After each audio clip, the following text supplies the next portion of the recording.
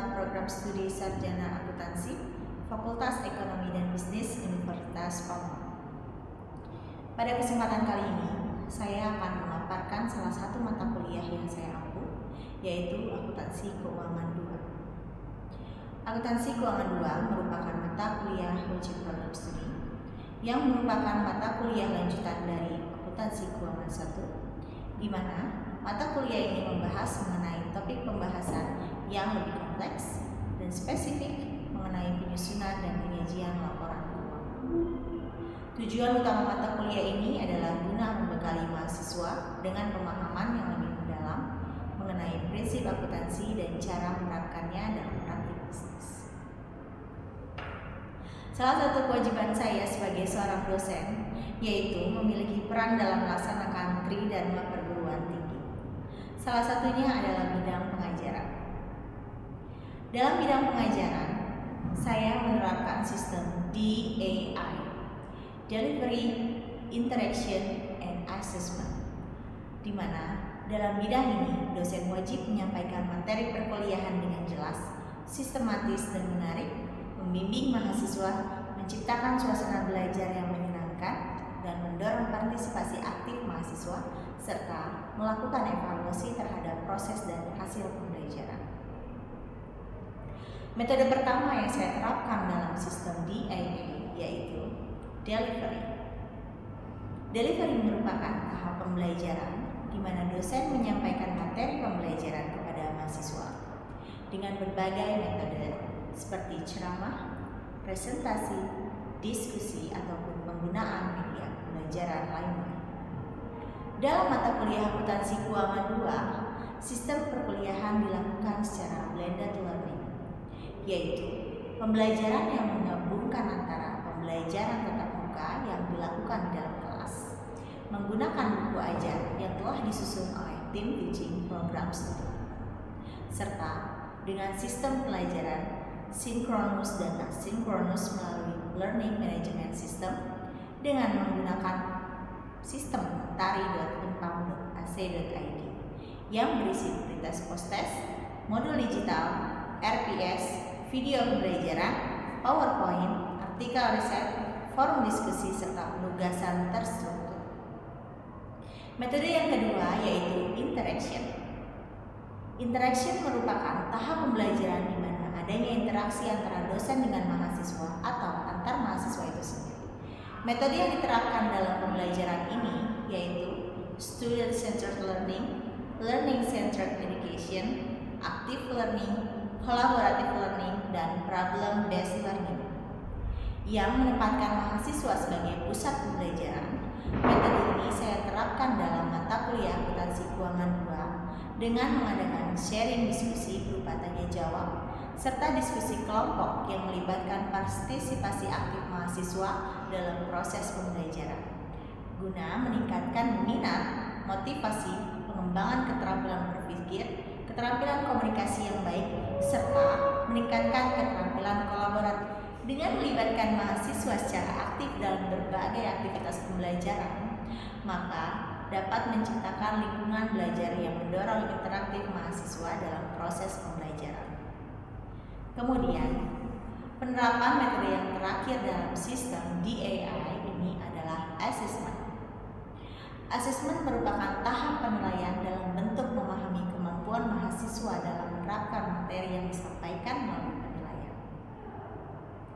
Sistem penilaian yang dilakukan dalam mata kuliah Akuntansi Keuangan 2 meliputi penilaian terhadap kehadiran dengan persentase kehadiran 10%, penilaian tugas dengan kuis, tugas individu maupun kelompok dengan persentase 20%, penilaian ujian tengah semester dengan persentase 30%, serta penilaian ujian akhir semester dengan persentase 40%. Seperti yang telah saya sampaikan bahwa mata kuliah Akuntansi Keuangan 2 ini merupakan mata kuliah wajib program studi dengan 3 SKS dan 21 pertemuan.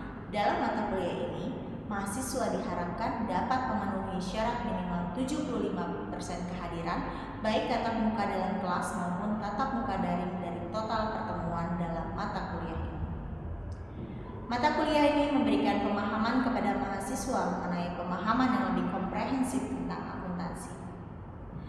Adapun capaian pembelajaran mata kuliah ini, mahasiswa mampu menafsirkan konsep liabilitas, ekuitas, pendapatan, beban, dan penyajian serta pengungkapannya dalam laporan keuangan.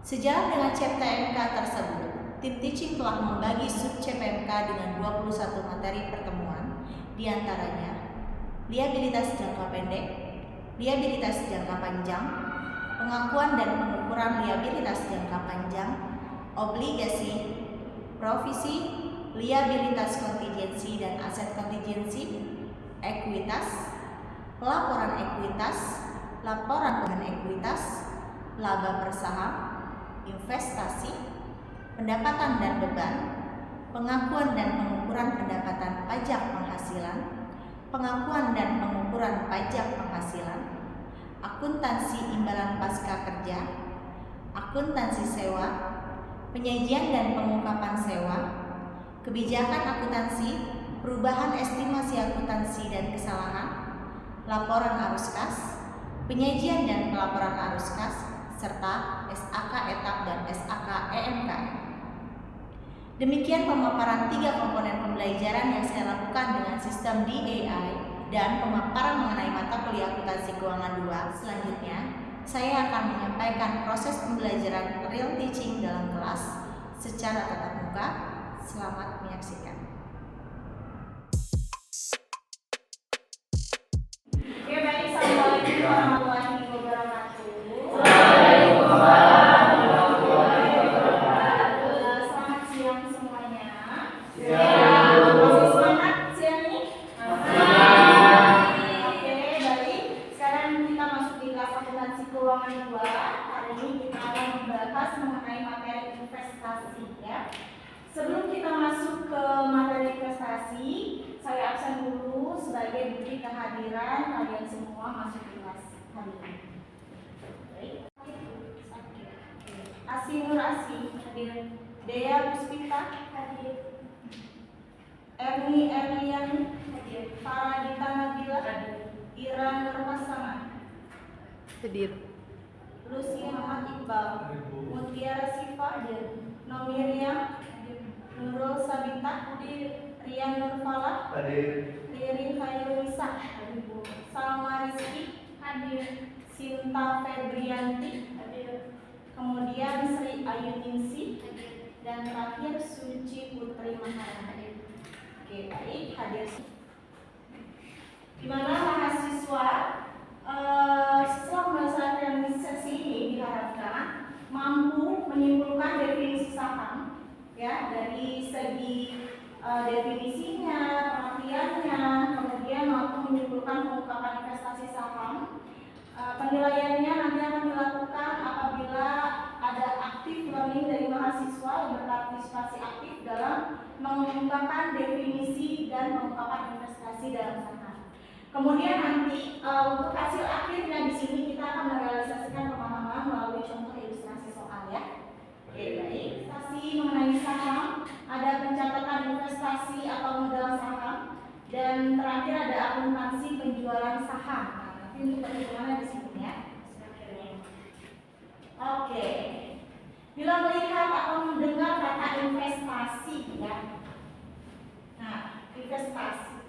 Apa sih investasi itu? Ada yang mau coba menjawab? Silakan. Boleh, silakan. Iqbal. Perkenalkan, saya Muhammad Iqbal. Investasi itu adalah kegiatan untuk menanamkan modal, baik secara langsung ataupun tidak langsung, dengan harapan akan mendapatkan keuntungan atau manfaat tertentu di masa yang akan datang. Oke, Luciana, silakan. Kalau menurut saya investasi itu saya definisikan dalam satu kata aja, itu keuntungan. Kenapa saya bilang investasi itu keuntungan? Karena para investor yang menanamkan sahamnya, menginvestasikan sahamnya dalam suatu perusahaan, itu pasti tujuan akhirnya itu untuk mendapatkan imbal balik atau keuntungan di masa yang akan datang. Oke, bagus ya untuk pendapatnya. Tangan dong. Nah, ini investasi itu sendiri betul sekali, di mana untuk menanamkan modalnya, sahamnya, ya. Dalam bentuk investasi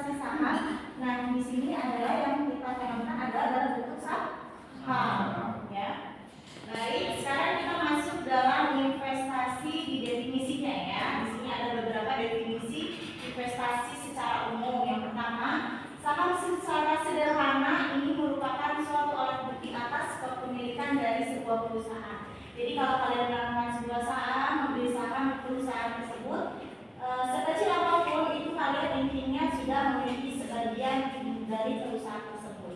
Kemudian yang kedua, ini merupakan suatu satuan nilai ataupun pembukuan dan pengelolaan finansial si perusahaan ini yang berfokus pada bagian bentuk kepemilikan suatu perusahaan. Dan yang terakhir, ini merupakan suatu dokumen berharga yang mampu menampilkan bagian kepemilikan dari satu perusahaan maupun lebih ya. Nah, kalau kalian sudah membeli sebagian dari kepemilikan perusahaan yang dibelinya, itu kalian namanya investor, sudah menanamkan saham tersebut di perusahaan. Ya. Ada dua kategori utama investasi. Yang pertama adalah investasi secara langsung maupun yang kedua adalah investasi tidak langsung. Nah, di sini ada investasi langsung. Yang pertama adalah investasi properti. Contohnya seperti membeli bangunan, investasi membeli bangunan, membeli tanah, ya, iya, apartemen, gedung dan lainnya, rumah dan lainnya yang bisa dijual. Investasi properti ini memiliki nilai yang semakin naik atau semakin tinggi, ya. Kemudian yang kedua ada investasi usaha, membeli usaha, dan ada investasi fisik seperti pembelian emas, biolog, nah, apa lagi?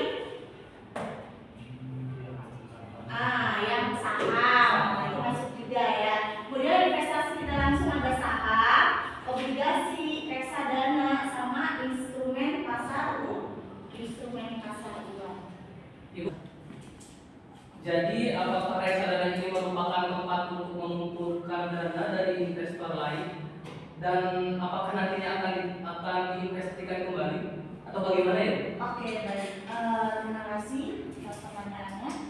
Namanya siapa? Muhammad Ali. Oke, Muhammad Ali. Oke, Albi, untuk reksadana itu sendiri merupakan wadah atau suatu tempat ya dari para investor-investor yang menanamkan sahamnya. Nah, dia misalkan investor, tapi dia nggak tahu nih cara untuk mengelola sahamnya. Dia bisa memasukkan sahamnya tersebut ke reksadana. Nah, nanti reksadana tersebut ini merupakan tempat yang sudah terverifikasi OJK.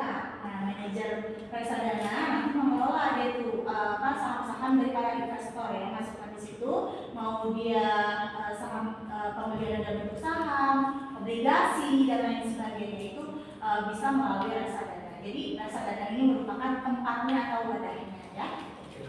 Baik. Nah, dari dua kategori utama itu yang saat ini kita akan membahas mengenai investasi tentang saham. Kita cari tahu dulu nih, modal dari suatu perusahaan itu dapat dari mana? Nah, modal suatu perusahaan itu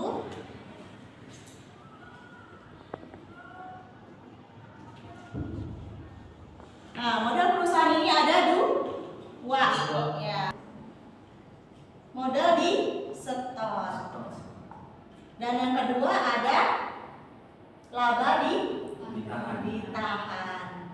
Ya, modal di setor ini ada dua, yaitu saham biasa dan saham preferen. Betul. Nah, saham biasa dan saham preferen ini merupakan tambahan modal di setor. Ya, ini tambahan modal di setor. Kemudian yang kedua, modal perusahaan itu ada dapat dari laba ditahan. Laba ditahan ini dapat berdasarkan yang sudah dikurangi dengan saham treasury. Berdasarkan pembahasan tadi, modal perusahaan itu kan dari modal di setor sama laba ditahan. Laba ditahan itu ada dikurangi saham treasury. Nah, dari kalian ada nggak nih yang paham mengenai pengertian saham treasury itu apa? Silakan. Masa ekspedisi, saham treasury adalah saham yang dibeli kembali oleh suatu perusahaan. Saham ini bisa berupa saham yang memang diterbitkan oleh perusahaan untuk diperjualbelikan, atau saham yang memang sama sekali belum diterbitkan untuk halayak umum. Oke, baik. Nah, dibeli lagi sama perusahaan. Apa gunanya? Ada yang tahu? Silakan. Ibu izin menjawab, Bu. Saya Muhammad Iqbal. Jadi gunanya perusahaan buyback kembali saham mereka itu pertama meningkatkan saham. Jadi si manajemen perusahaan itu menganggap bahwasanya si perusahaan itu nanti akan ada prospek yang baik ke depannya. Makanya dia beli kembali si perusahaan sebagai jualan tersebut. Oke, terima kasih. Ada pendapat? Saya menambahkan silakan. Menurut saya salah satu alasan perusahaan buyback saham treasury-nya yaitu untuk mencegah akuisisi yang tidak diinginkan. Jadi dengan perusahaan mengurangi jumlah saham yang beredar akan membuat akuisisi oleh perusahaan lain itu jadi lebih susah dan lebih mahal. Oke, terima kasih atas jawabannya, betul sekali ya. Beri tepuk tangan. Oke, itu beberapa alasan. Ada lagi untuk menaikkan nilai saham atau harga saham. Semakin harga saham naik, maka nilai perusahaan akan semakin baik. Banyak investor yang menaruh sahamnya di perusahaan tersebut. Kemudian ada lagi untuk menaikkan EPS ya, earning per share-nya perusahaan. Sekarang kita masuk ke pembahasan berikutnya. Nah, di sini ada pencatatan investasi saham. Yang pertama ada saham biasa dan yang kedua ada saham preferred. Saham biasa ini merupakan saham yang paling umum dan memberikan kepemilikan atas sebuah perusahaan. Pemilik saham biasa ini merupakan pemilik sesungguhnya dari perusahaan tersebut ya. Kemudian yang kedua ada saham preferred atau preferred stock, di mana jenis saham ini memiliki hak istimewa dibandingkan saham biasa. Jadi dia sahamnya itu stabil ya, konsisten dan stabil. Meskipun merupakan bagian dari kepemilikan perusahaan, namun hak-hak pemegang saham preferred ini lebih terbatas dibandingkan pemegang saham biasa. Yang pertama ada common stock atau securities. Di sini kita lihat dari segi hak suara. Nah, di sini hak suara pemegang saham ini biasa memiliki hak untuk memberikan suara dalam rapat umum pemegang saham, hak tertinggi dalam pemilihan direksi, dewan komisaris dan lain sebagainya, sehingga dia dapat ikut menentukan arah perusahaan dalam jangka panjangnya. Ya, makanya pemilik saham biasa ini merupakan investor yang menanamkan modal perusahaan di awal dalam jangka panjang perusahaan ke depannya. Kemudian dilihat dari hak atas dividen, ini mereka berhak atas bagian keuntungan perusahaan yang dibagikan dalam bentuk dividen. Tapi besaran dividennya itu tidak tetap, tergantung pada kinerja perusahaan. Semakin tinggi kinerja perusahaan, nilai sahamnya, harga sahamnya naik, nilai perusahaannya naik, maka hak atas dividen pemegang saham biasa ini akan memiliki hak yang lebih tinggi. Tapi kalau misalkan kinerja perusahaannya turun rendah, berarti nilai sahamnya juga rendah, berarti nggak dapat ya kan? Berarti untuk hak dalam pemilihan dividennya itu akan rendah juga. Kemudian ada risiko tertinggi. Saham biasa ini memiliki risiko yang tertinggi dibanding dengan saham preferred. Kenapa saham biasa ini memiliki risiko paling tinggi dibandingkan jenis saham lainnya? Karena nilai saham biasa sangat dipengaruhi oleh kinerja perusahaan. Jika perusahaan mengalami kesulitan, nilai saham bisa turun drastis, seperti yang tadi dikatakan pada saat pembagian dividen.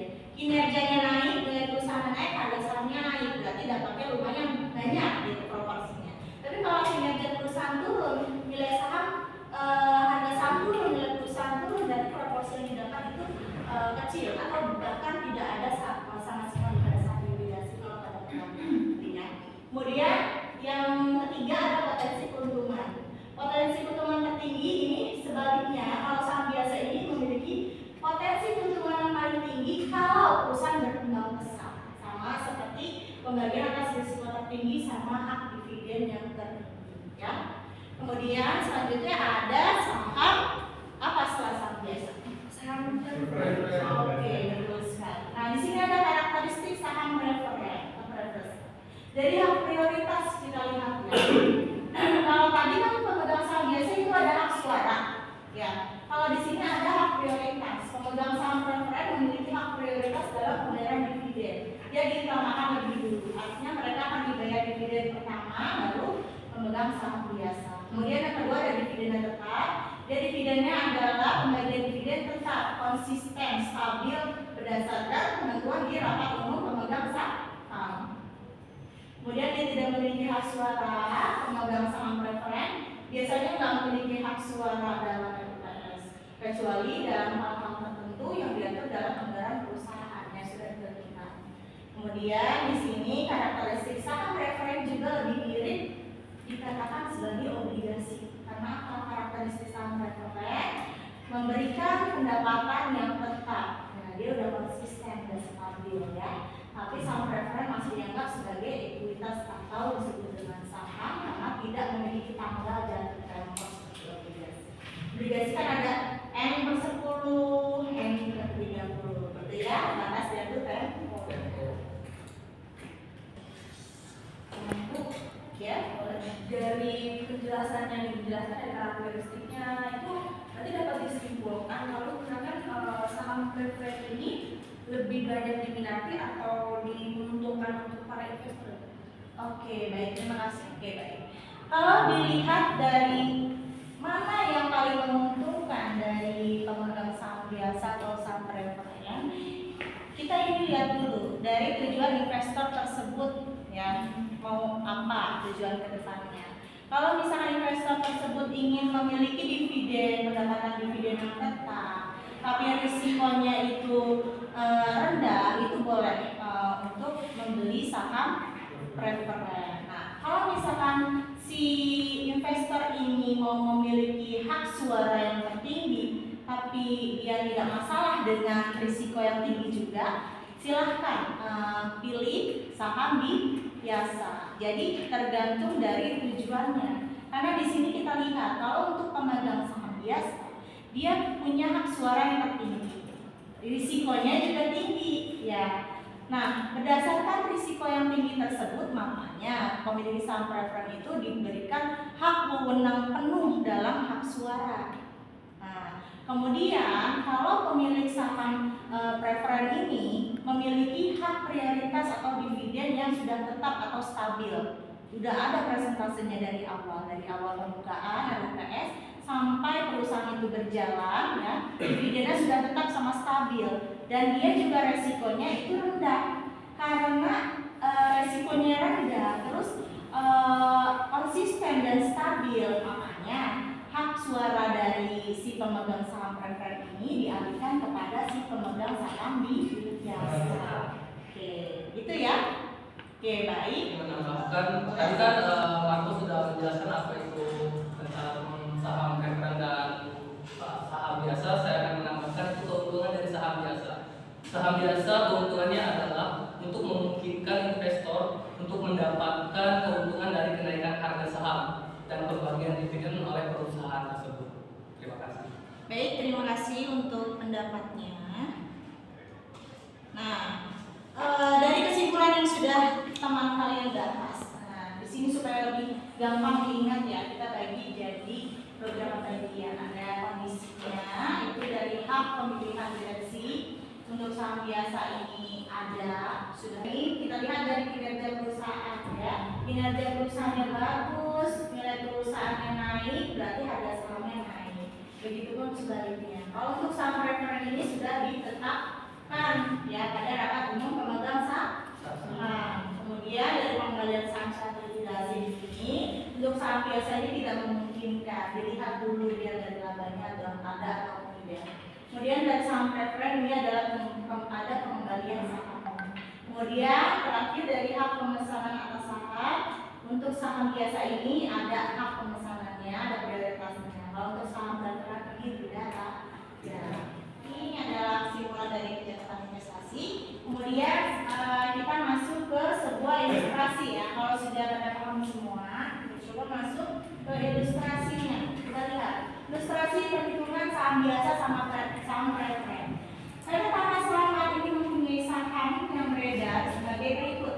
Ada saham preferen, nominalnya adalah Rp1 dengan persentase kepemilikan itu berpartisipasi penuh 10%. Kemudian untuk saham biasa dengan nilai nominal adalah Rp2 pada akhir tahun 2022 dibagi dividen sebesar Rp540.000 untuk dua jenis sahamnya ya.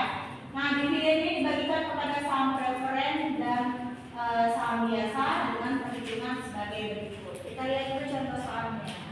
Sini pembahasannya. Nah, di sini ada pembagian untuk saham preferen dan saham biasa. 10% ini adalah untuk kepemilikan berpartisipasi secara penuh. Kemudian ini merupakan nilai nominal untuk saham. Nah, kemudian 2 juta untuk nilai nominal saham biasa. Nah, ini adalah bagian untuk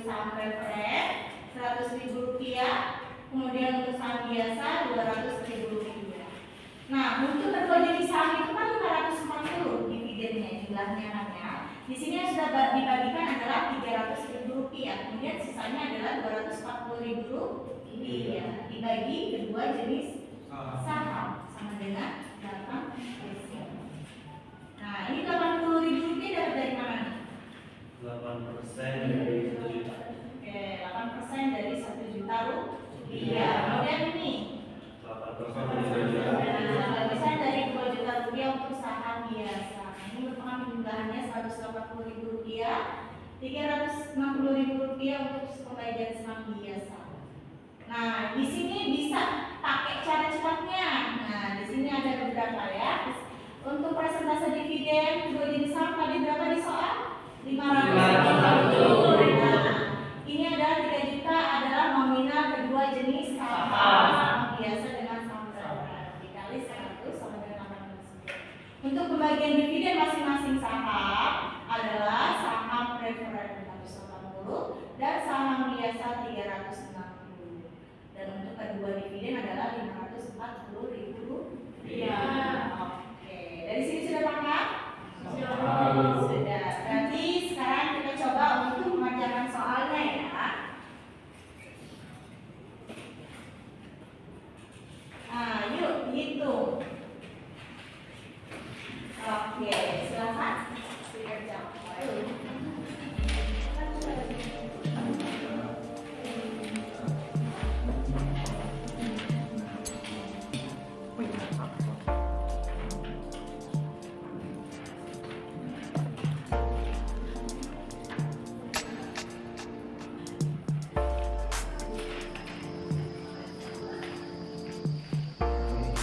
Berdasarkan apa yang sudah kita bahas kali ini, ada yang mau mencoba untuk membuat kesimpulan mengenai pembahasan investasi saham? Saya Bu, Oke, silakan. saya Ridwan Farah ingin menyimpulkan untuk materi investasi ini. Investasi ini adalah upaya menanamkan dana untuk mendapatkan keuntungan di masa depan. Bentuknya beragam, bisa obligasi, saham, atau properti yang resikonya dan imbal hasilnya berbeda. Dan tujuan utamanya itu adalah untuk mendapatkan dan meningkatkan nilai aset itu. Oke, terima kasih. Beri tepuk tangan untuk. Oke, semuanya yang namanya investasi pasti ada risiko yang mendampinginya. Untuk itu kita perlu analisis lebih lanjut, perlu pemahaman lebih lanjut, melihat risiko-risiko yang ada sebelum kita memutuskan untuk berinvestasi. Baik, demikian untuk pembahasan kita kali ini. Sampai bertemu kembali di